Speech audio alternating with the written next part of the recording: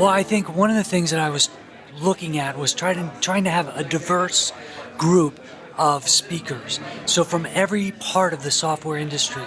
But some of the things that emerged that I thought were kind of interesting, and some of this is just sort of serendipitous, right? Well, is that a lot of these companies are disrupting what's actually been thought of as enterprise software. So you think of, the big companies, the big software packages, but you have companies like Google and Evernote and Workday and Yammer and Jive coming in there and kind of upsetting the apple cart.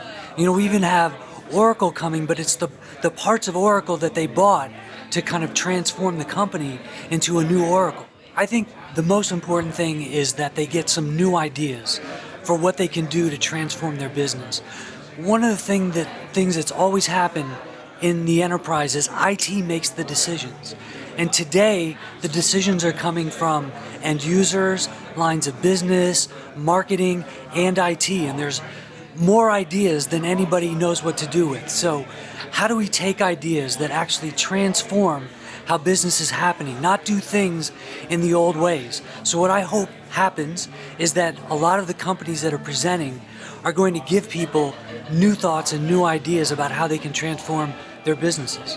One of the panel sessions we only have a couple panels, is on, you can call it the marketing cloud, the customer experience cloud, but there's a whole group of products and companies that are starting to listen to social media, and that's been happening for a while, but corporations are starting to do it finally. The products are there, companies are starting to do it, but what do you do with that data once you have it?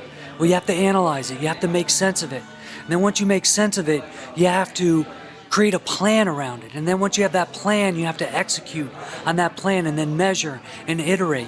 So I don't know what the right terminology for, we're calling it the marketing cloud.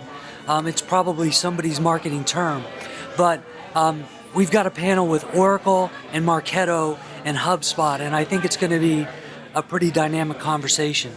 I think also hearing from Google and what they're doing in the enterprise, and they're trying to knock on that door, but they've always come at it from a very consumer product standpoint. So we have these very strong consumer products, and we're going to now try them in the enterprise. But I think they're starting to think a little bit differently, starting to think enterprise first a little bit more, and I hope we hear more about that. I'm also excited for some of the companies that are attending to hear from Evernote. Now, Evernote's always been thought of, again, as a consumer company, but they have an Evernote business unit, and we have the head of that business coming to speak. So I hope that people can think a little bit differently about what Evernote can do for their business. So those are just, top of mind, some things that I'm pretty excited about. Boston used to be one of the hotbeds of technology, and, it was Silicon Valley, Boston, then maybe New York, other places.